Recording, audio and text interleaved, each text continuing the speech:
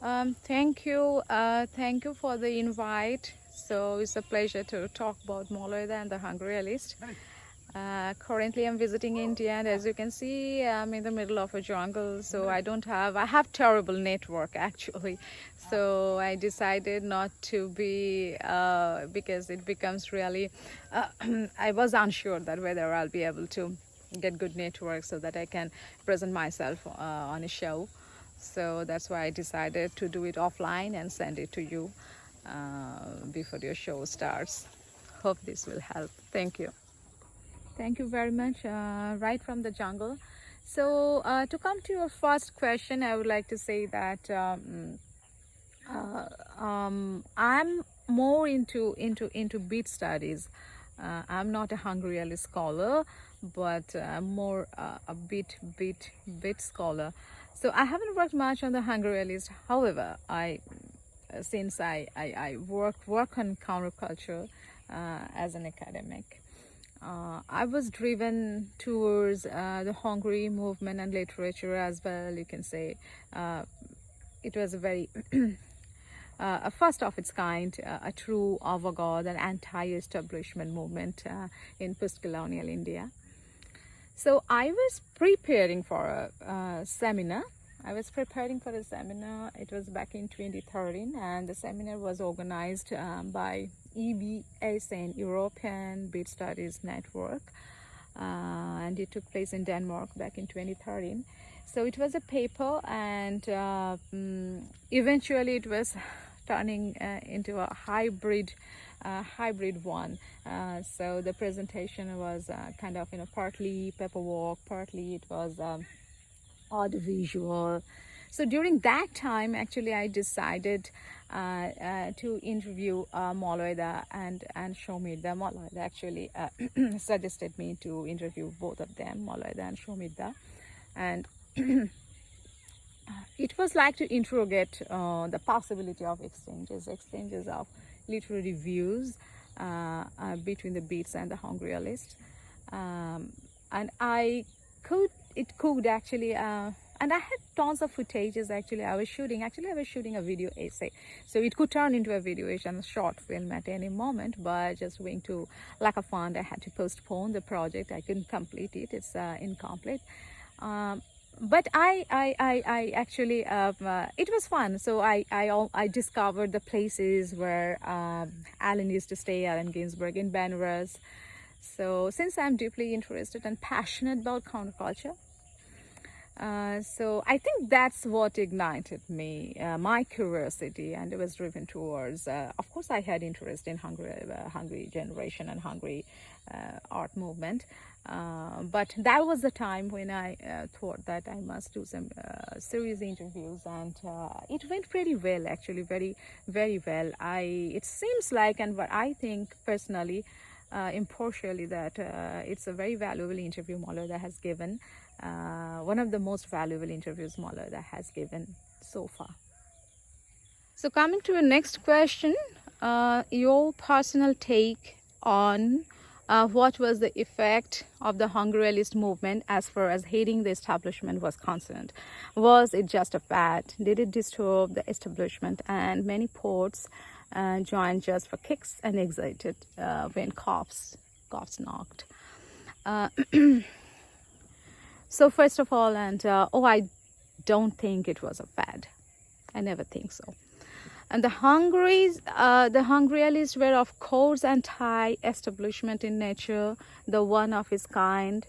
Post-colonial India's first avant-garde art movement. You can call this an organized counterculture, which was launched by publishing a manifesto, like many European avant-garde and countercultural literary and art movement.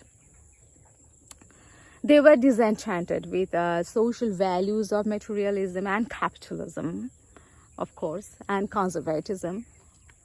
They turned against the authority and tuned to explorations of the alternatives during that turbulent 60s.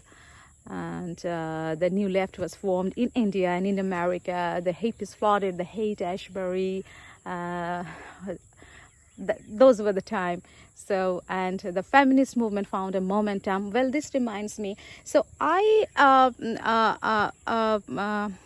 the feminist, sorry, from the feminist point of view, I have been staunchly criticizing the Hungarians, especially Malaida. Especially Malaida. I have shared my views many times. I think I had conversation with Malaida, and I was very staunchly critical about their male chauvinistic approach in their writings. And like a true liberal, Malaida never disagreed with me. Rather, he texted me and he said, okay, we should work on this. And he kind of admitted that, yes, it can be spotted that anti-feminist or the very, patriarchal approach in their writings. So, for example, well, I can say, in fact, the early poems as well as the contemporary poems Malaida has been writing, like the Shubha series, quite anti, I won't say misogynist, but quite anti-feminist. For example, like Malay desires Shubha and goes on contemplating in voyeuristic manner, but never asks for her consent, the lack of consent. Actually, the lack of consent culture is very evident in the works of Hungarianists, very, very much. And the male fantasy, which is sometimes the leading force most of the time in many of the Hungarianists, I would say. I'm sorry, the kids from the school, they are returning home, I think, so they are talking. That's fine. So unlike what I would like to say, in addition, I would like to say that unlike American counterculture, Hungaries, they don't talk about the gentrification of the lower income group people. They embrace their linguistic approach. I mean, the lower income group people's linguistic approach, rhetorics, and also the cacophony of the non-elites, the subalterns. So that, and it was really, really very liberating, and very intersectional, I must say, in true sense. So there is no point that I can really call Hungarianist movement was a fad. I cannot.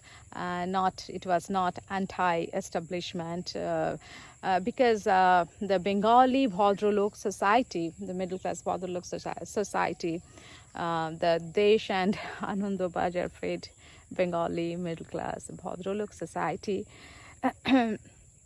It was a pure cultural shock for them. My only criticism was that I found it disturbing in the promotion of the patriarchal views and the approach in the writings.